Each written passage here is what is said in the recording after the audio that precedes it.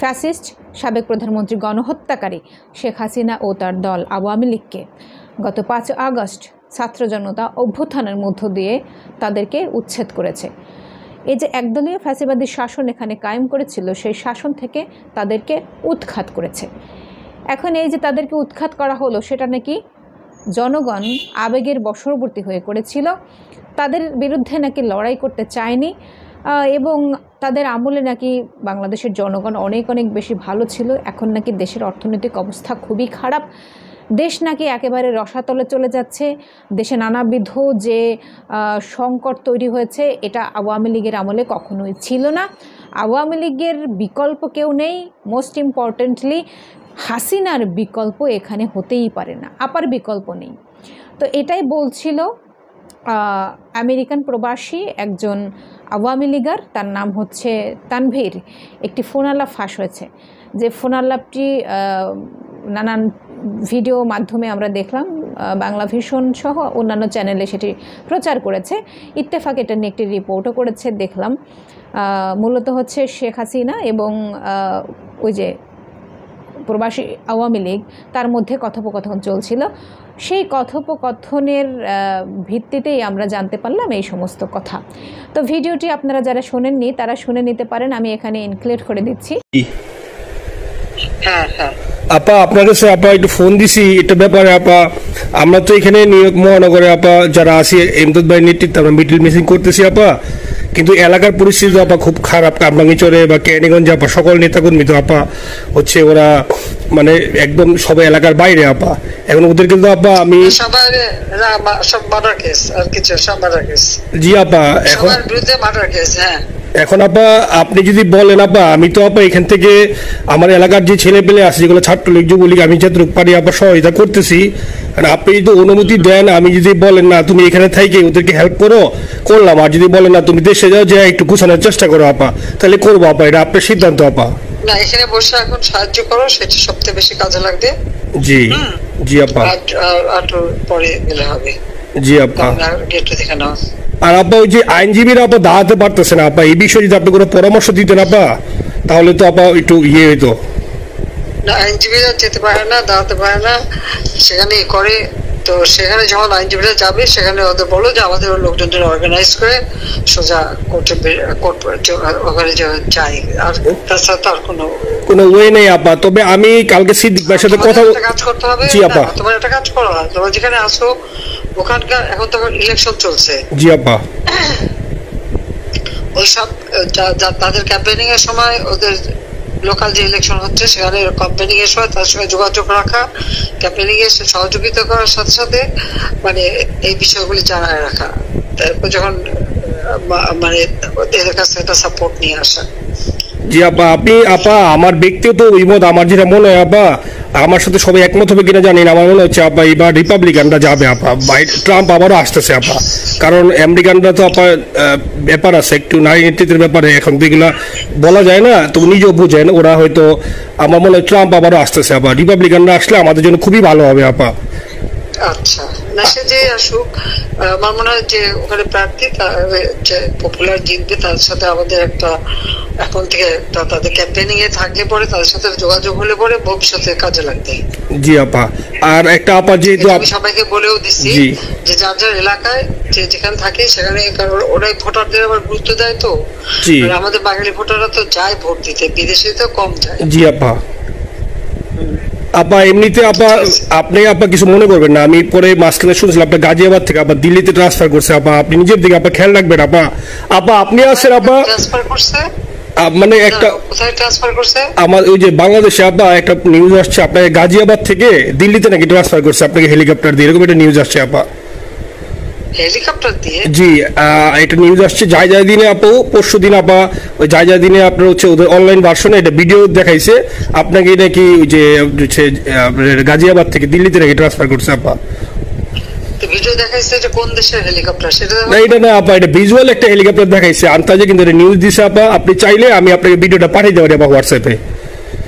পাঠাইও তো, দেখবো না কি গাছগুবি কথা বলে এরা। জি আপা, এটা তো নিউজ তো আপনি দেখেন না আপা। খুব কাছে আছে আপা, আপা কষ্ট লাগে আপা। আপা আপনি যে মিডিয়াদেরকে আপা যে দিয়ে আসছেন আপা, এই মিডিয়াগুলো আপা আমাদের কাজ করে না আপা, কেউ সত্য বলে না আপা। আপনারা কই যাবো আপা? আপনি আছেন আপা, আল্লাহ আপনার বাসায় রাখুক আপা। আপনি যতই আছেন আপা, আমরা আছি আপা, আমরা আসি আপা আপনার জন্য আপা। না না, আমি কিন্তু আমাদের দেশের খুব কাছাকাছি আছি। জি আপা, খুব সুন্দর, শান্তি লাগলো আপা। আমি অত দূরে নাই, আমি খুব কাছাকাছি আছি। জি আপা, আমি চট করে ঢুকে পড়তে পারি না আপা, আপনাকে দেশে আপা এটা ইয়ে করেন। আপনি যখন নিজে দিবেন যে না তানভীর তুমি আমেরিকা থেকে দেশে চলে যাও, দেশে যে ওই কারমাইচর ক্যারিগঞ্জের এখানে ওই দলীয় নেতৃত্বের গুছাও বা ওইখানে কাজ করো আপা, আপনি বলার সাথে সাথে দৌড় দেবো আপা। এখন গেলেই দেবেন একখানা মামলা, শেষে কিছুই করতে পারবে না, বরং এখানে বসে যে মামলা দিচ্ছে। জি আপা, আমার বিরুদ্ধে 113টা মামলা। জি আপা, সব জিনিসগুলি নিয়ে আমার মনে হয় জাতিসংঘ থেকে শুরু করে সবার কাছে এটা বলা দরকার যে এটা কোন ধরনের কথা, যে একটা ফলস মামলা। মানে আমার পরিবারে কেউ বাকি নাই। জি আপা, যারা বাইরে বিদেশে চাকরি করে, জি আপা, সবার নামে মামলা। জি আপা, সবার নামে মামলা দিয়েছে আপা। হয়রানি করার জন্য জি, যারা একদিন হিউম্যান রাইটসের কথা বলতো, যারা অপোজিশনদের স্পেস দেওয়ার কথা বলতো, তারা কই? এই কথাগুলি তার সামনে তুলতে হবে, বলতে হবে, এবং লোকাল লোকদের বলতে হবে। দ্বিতীয় কথা হচ্ছে, আমরা থাকতে দেশের যে অবস্থা ছিল, এখন তো দেশের অবস্থা যে খারাপ, ভয়ঙ্কর আপা। আবার সেই দরিদ্র সীমার নিচে চলে যাচ্ছে, মানুষের খাবার নাই, সব বন্ধ করে দিচ্ছে। জি আপা, আর সব টাকা লুটে খাচ্ছে, ব্যাংকের টাকা সব লুটে খাচ্ছে। জি আপা। আপা আপনি আপা যে দেখেন, আপনি দেখেন আপা মিডিয়া, আপা মিডিয়া কতটুক অন্ধকার আপা। দেখেন আপনার বিরুদ্ধে যে অভিযোগটা আনছে ওই যে রাশিয়ার রূপপুর পারমাণবিক কেন্দ্রে, যেখানে রাশিয়া সরাসরি বলছে এমন কোনো ঘটনা ঘটে নাই, ওইটা ওরা প্রচার করে না আপা, ওইটা ওরা প্রচার করে না। না করলো তাতে কিচ্ছু আসে যায় না। শোনো, মানুষ যদি গাধা হয় আমার কিছু বলার নাই। 13 বিলিয়ন ডলারের থেকে যদি আমি 500 নিয়ে নিই, তাহলে এটা হাস্যকর ব্যাপার আপা। এটা কি একটা হাস্যকর ব্যাপার? 13 বিলিয়নের থেকে 5 বিলিয়ন আপনি নিয়ে নিচ্ছেন, এটা হাস্যকর কথা আপা। হ্যাঁ, এত বোকা যদি হয় আমার তো বলার কিছু নাই। জি আপা। আর টিউলিপরা জড়াইছে, টিউলিপ তো ছোট বাচ্চা একটা মেয়ে, ও তো তখন এমপিও না, কিছুই না। আমাদের দাওয়াত দিচ্ছে, গেছি। ও এত শক্তিশালী যে 17 বছর একটা মেয়ে এত শক্তিশালী যে পুতিনের সাথে আমার নেগোসিয়েশন করাই দিচ্ছে। জি আপা, আবার বলতেছে মালয়েশিয়ার ব্যাংকে রাখছে। মালয়েশিয়ার কোন ব্যাংকে রাখছে ওই অ্যাকাউন্ট বল। আচ্ছা, সে টাকা না, সেটা উঠাক। জি আপা, জি আপা। খোঁজ মালয়েশিয়া ব্যাংকে খোঁজ করলে তো কোকো টার্গেটটা পাওয়া যাবে, কারণ আমরা কোকোর টাকা উদ্ধার করে সিঙ্গাপুর থেকে। জি আপা, আনছেন তো আপনি ব্যাক করে। হ্যাঁ, সেটা বলা উচিত, তোমাদের লেখা উচিত যে কারা মানি লন্ডারিং করে। আপা আমি ফেসবুকে যেভাবে ইন্ডিভিজুয়ালি, আপা আপনি আসলে ফেসবুক তো চালান না, দেখেন না আপা, ইন্ডিভিজুয়ালি ফেসবুকে আমি যেভাবে, জি আপা আমি জানি আপা, আমি ইন্ডিভিজুয়ালি যেভাবে ফেসবুকে আপা লেখালেখি করতেছি, আপনার কাছে যদি কোনোদিন আল্লাহ তাআলা আপনার কাছে নিয়ে যায়, সরাসরি দেখাইতে পারি আপা, আপনি আমার বুকে জড়াই ধরবেন আপা, এত বলতে পারি আপা। নাইসলি লিখতেছি আপা। একটা কথা তোমাদের জানা রাখি, জি আপা, যে খুব লাভাচ্ছে যে কারা মানি লন্ডারিং করছে। জি, গ্রামীণ ব্যাংকের যত টাকা, জি এই এত বছরে, জি আপা, কিন্তু গ্রামীণ ব্যাংক প্রতিষ্ঠা করেনি। জি আপা, গ্রামীণ ব্যাংক প্রতিষ্ঠা করছে এরশাদ। জি আপা, চাকরি দিয়েছিল এমডির পদে। জি আপা, এমডির পদের থেকে গ্রামীণ ব্যাংকের 26,000 কোটি টাকা সে মানি লন্ডারিং করে বিদেশে নিয়ে গেছে। জি আপা, 26,000 কোটি টাকা। জি, যা দিয়ে সেই যে বিদেশে সোশ্যাল বিজনেস, অমক যত বিজনেস, সব কত টাকা পায় থেকে। আপা এটা তো আপা দেশের মানুষ বুঝতেছে আপা, আপনি বিশ্বাস করেন আপা, দেশের মানুষ হারে হারে বুঝতেছে আপা। না, মানুষের বুঝে দিতে হবে যে অলিম্পিক মশাল ধরতে কত টাকা সে ডোনেশন দিচ্ছে, ওদের ডোনেশন লিস্ট খুঁজলে পাওয়া যাবে। জি আপা, তবে এবার যে অলিম্পিয়াতে গেল, সেখানে কত টাকা ডোনেশন দিয়ে আসছে, ওদের ডোনেশন লিস্ট খুঁজলে কিন্তু নাম পাওয়া যাবে। জি আপা, ক্লিন্টন ফাউন্ডেশনে যে ডোনেশন দিচ্ছে নোবেলের আগে, সেটা কত টাকা ওখানে পাওয়া যাবে, কারা কারা দিচ্ছে। এতে মহাচর বৈশে এখন আমাদেরকে সব তত্ত্ব কথা শোনাচ্ছে। জনগণের, গরিবের রক্ত চোষা টাকা নিয়ে বড় লোক হচ্ছে সুদখোর একটা। আপা আপনি বিশ্বাস করেন আপা, বাংলাদেশের মানুষ ধীরে ধীরে আপা বুঝতেছে, অনেকে আপা ওই সময় আবেগে গেছে আন্দোলনে, ওরা এখন আসলে কি ওরা সরাসরি বলতে পারতেছে না যে ওরা কষ্ট পাচ্ছে, কারণ ওরা তো তাহলে যে ওরা যে আন্দোলনে গেছে তখন আমরা জাপ দিয়ে ধরবো যে কেন গেছিলি, এখন স্বীকার করতে পারতেছে না আপা। তবে মানুষ আপা খুব কষ্টে আছে, বিশ্বাস করেন মানুষ আস্তে আস্তে আপা ভুল বুঝতেছে। আপনি ছাড়া আপা বাংলাদেশের কোনো বিকল্প নেই আপা, আপনি যেই বাংলাদেশকে যেখানে নিয়ে গেছেন আপা, আপা আপনি আমরা আবার স্বপ্ন দেখে আপা আপনি নিয়ে আপা লড়াই করবো আপা। আপা যথেষ্ট করছি বাংলাদেশের জন্য, দিন নাই রাত নাই, খাওয়া নাই নাওয়া নাই, দিন রাত খেটে। জি আপা, আপনি যে পরিশ্রম আপা করছেন আপা, উঠাইছিলাম বাংলাদেশের সম্মান সব ধুলাই মিশাই দিয়েছে আপা। কষ্ট লাগে আপা, যারা মনে করেন অতি উৎসাহী আপা, ওরা নিলে বুঝে নাই বা ওরা জামাত শিবির আপা, ওরা বঙ্গবন্ধুর স্ট্যাচু নিয়ে আপা ওইখানে এই বঙ্গবন্ধুর স্ট্যাচু অপমাননা করছে আপা, কিন্তু আর্মি আপা আপনার পালিত আপা, ওরা আপনি আপা এই কাজটা করলো আপা, এর চেয়ে কষ্ট কোথায় আছে আপা? এই কষ্ট কিভাবে বুঝে আপা? আপা আপা বুঝবে, এইসব করে বুঝবে। এখন আপা তাইলে আমরা ওই যে আপনার এই বিষয়টা এখানে যে সিডিআর গুলো আছে আপা, এই মামলাগুলো নথিগুলো ইংলিশে ট্রান্সলেশন করে আপা ওই যে সিডিআর গুলো গেছে আপা অফিসগুলোতে পাঠানো শুরু করি আপা। সব যা পাঠাতে থাকো, জি থাকো, যেহেতু কি জি। আর সিদ্দিক ভাইকে আপনি বলে দিয়ে আপা, যাতে সিদ্দিক ভাই তো আসলে উনি তো বয়স হিসাবে মুখ করতে পারে না, তবে উনি যথেষ্ট অ্যাক্টিভ আছে আপা। সিদ্দিক ভাই আর হচ্ছে আমাদের এমদাদ ভাই আপা, এই দুইজন আপা মানে দুইজনকে মানে এই দুইজনই আপা প্রচন্ড পরিশ্রম করতেছে আপা। আপা যে এখন আপনি বলছেন তাহলে আপনার ওই যে কামাইচর বা ক্যানিং যাওয়ার দরকার নেই আপা, এখন তাহলে আমি বিদেশে বসে ওদেরকে আপা হেল্প করার চেষ্টা করি আপা।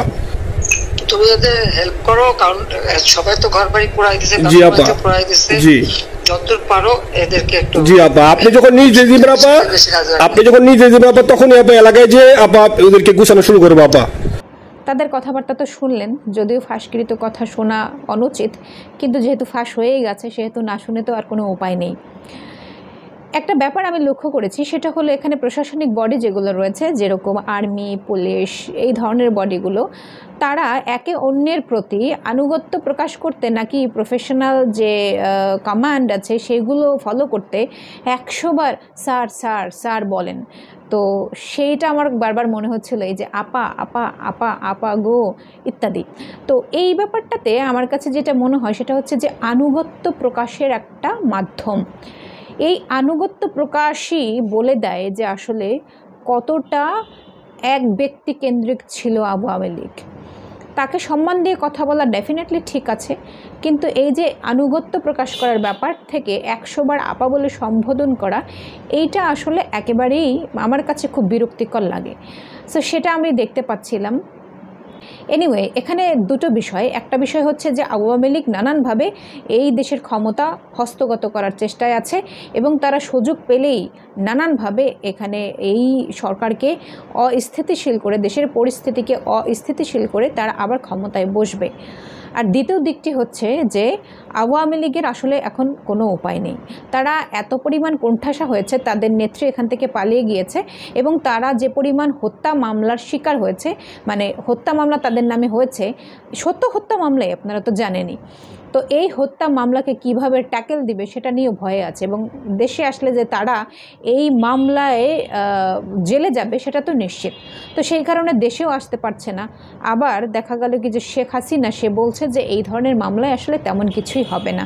তারা জাতিসংঘ ইত্যাদি আরও নানান জায়গায় এই সমস্ত বিষয়কে তুলে ধরবেন এবং বলবেন যে মিথ্যা মামলা দেওয়া হয়েছে ইত্যাদি। ফলে তারা নানানভাবে চেষ্টা করছে যে বাংলাদেশের শাসন ক্ষমতায় আবার কিভাবে অধিষ্ঠিত হওয়া যায়, কিন্তু সেটা যে বাংলাদেশের জনগণ একেবারেই চায় না সেটা তো তাদের বোঝা উচিত। কিন্তু তারা বুঝেও না বোঝার হয়তো ভান করছে কিনা জানি না, তারা এখনও স্বপ্ন দেখছে যে বাংলাদেশের শাসন ক্ষমতায় বসবে। আওয়ামী লীগকে এখান থেকে উচ্ছেদের পর আওয়ামী লীগ যে আর ফিরে আসবে না রাজনীতিতে, ফিরে আসতে যে কত যুগ পার হয়ে যাবে সেটার আশঙ্কা অনেক আগে অনেক মানুষজন করেছেন। তো এই শেখ হাসিনার আওয়ামী লীগ একবার উৎখাত হয়েছে যেহেতু, ফলে বাংলাদেশের রাজনীতিতে ব্যাক করা এটা বহু সময়ের ব্যাপার। সেই পর্যন্ত শেখ হাসিনা বেঁচে থাকবেন কিনা তারও কোনো গ্যারান্টি নেই, মানে তারও তো অনেক বয়স হয়ে গিয়েছে। সো ন্যাচারালি যদি দেখি তো সেই জায়গা থেকে বললাম আর কি। সো দেখা যাচ্ছে কি যে আওয়ামী লীগ এখনও পর্যন্ত এই রাষ্ট্র ক্ষমতাকে হস্তগত করার চেষ্টায় লিপ্ত আছে এবং তারা নানানভাবে নানান ষড়যন্ত্র করে এই দেশকে অস্থিতিশীল করে আবারও দেশের মানুষকে বিপদে ফেলতে চায়, বাংলাদেশকে আবারও পেছনের দিকে টেনে ধরতে চায়। কিন্তু বাংলাদেশের জনগণ সেটা হতে দেবে না বলেই আমার বিশ্বাস, এবং আওয়ামী লীগের বিরুদ্ধে জনগণের যে লড়াই সেটা আসলে অব্যাহতই থাকবে। এই যে বলছেন যে আমি আসলে কাছাকাছি আছি, চট করে গিয়ে ঢুকে পড়ব, মানে সুযোগ পেলেই তিনি ঢুকে পড়বেন, আমরাও তো বলতে চাই আসেন আপা আসেন, আপনার জন্যই তো বাংলাদেশ অপেক্ষা করছে। এত এত মামলার বিচার করতে হবে না? আমাদের ভাইদেরকে হত্যা করেছেন, আমাদের বোনদেরকে হত্যা করেছেন, আহত করেছেন, পঙ্গু করেছেন, অন্ধ করেছেন। সো এইগুলোর বিচারের সম্মুখীন হবেন না আপনি? গুম করেছেন এখানে আমাদের ভাই বোনদেরকে, এখনও পর্যন্ত সেই গুমকৃত মানুষের সন্ধান পায়নি। কি পরিমাণ অত্যাচার, জুলুম, নির্যাতন আপনি করেছেন সেই সব কিভাবে ভুলে যাই, কিভাবে মানে আপনাকে ছাড় দিয়ে দিতে পারি? তো আমরা বাংলাদেশের জনগণ অধীর আগ্রহে অপেক্ষা করছি, আপনি আসুন এবং এসে বিচারের মুখোমুখি হন। আমরা দেখতে চাই বাংলার মাটিতেই আপনার বিচার হোক। আপনার মতো একজন জুলুমবাজ, গণহত্যাকারী, স্বৈরাচার, ফ্যাসিস্ট, যারা বাংলাদেশের জনগণকে প্রত্যেকটি মুহূর্তে জুলুম করে গেছে এবং বাংলাদেশে আজকে এই যে ফ্যাসিবাদী প্রবণতা মানুষের মধ্যে ছেকে বসেছে, এখনও পর্যন্ত আছে সেসব, এর জন্য আপনিই দায়ী। ফলে আপনার বিচারের মধ্য দিয়ে মানুষের মনস্তত্ত্ব থেকে আমরা ফ্যাসিবাদকে হটিয়ে একটি মানবিক সমাজ আমরা এখানে বিনির্মাণ করতে চাই। আপনাদেরকে অসংখ্য ধন্যবাদ।